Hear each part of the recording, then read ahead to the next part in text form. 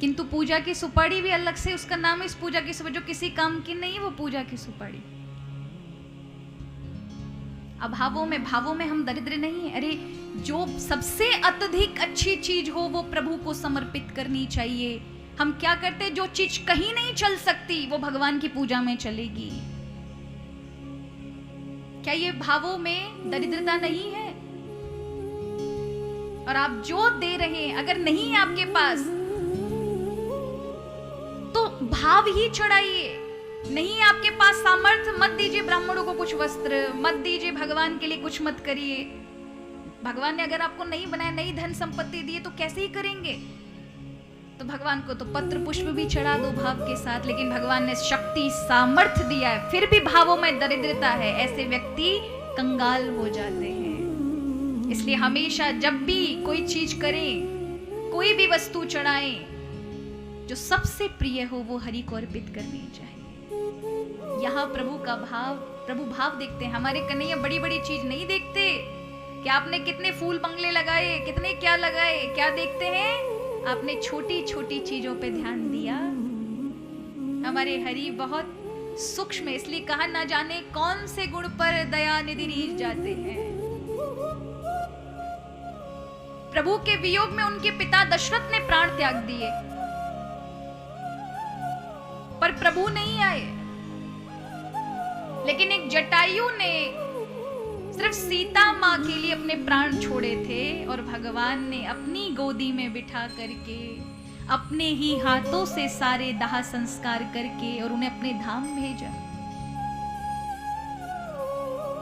यहां मधुमंगल सोच रहा है, तभी प्रभु के हाथ में सभी ने, क्योंकि सबकी माताओं ने कहा है कि बिना कन्हैया को खिलाए खाना नहीं।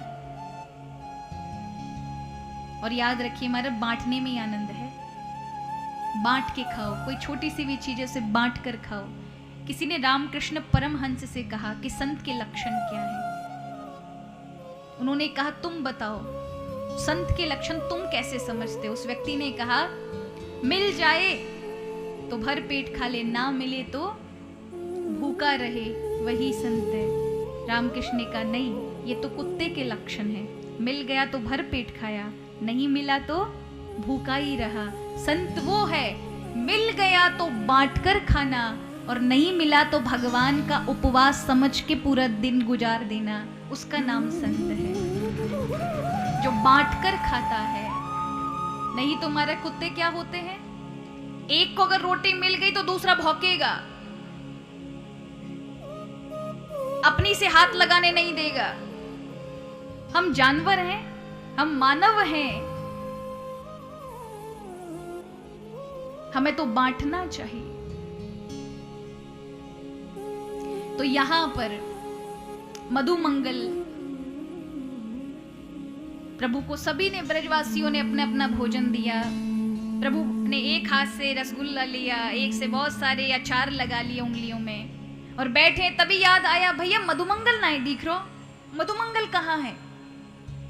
तभी सबने कहा अभी तो था हमारे पास में, पता नहीं कहाँ है। सब देखने लगे, ठाकुर जी ने वहीं पर सामग्री रखी, देखने लगे कहाँ है।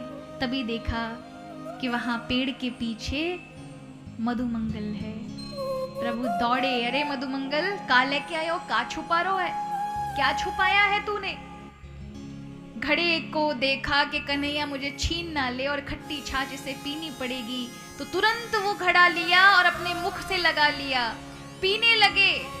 और प्रभु दौड़ करके आए तो अपने ऊपर ही पूरा घड़ा उड़ेल लिया, मुख में छाछ भरी है। प्रभु कहते क्या अंदर तेरे अंदर भरा हुआ है, का लेके आयो भैया, का फैला दियो तेने ये? अब वो खोले नहीं, उसके मुंह में तो छाछ, और ऐसी छाछ है कि इतनी खट्टी है कि गले के अंदर उतर नहीं रही। तो भगवान ने दो महाराज मुक्के दिए गाल पे, और जैसे दिए तो मुंह में थी छाछ, वो बाहर हो गई, भगवान के मुंह पे गिरी। भगवान चाटते हैं और पूछते हैं, अरे भैया तुम छाछ लेके आया था, तेने क्यों नहीं बताई? भैया मोकू तो छाछ बहुत प्रिय है। रो पड़े मधुमंगल, लाला मेरे पास देने के लिए कछु ना है, हमारे घर में कुछ भी नहीं है, मेरी मैया ने रो रो के ये छाछ दी है, मैं अकिंचन हूँ, मुंह पे कुछ भी नहीं है कि मैं तुमको कुछ खिला सकूं।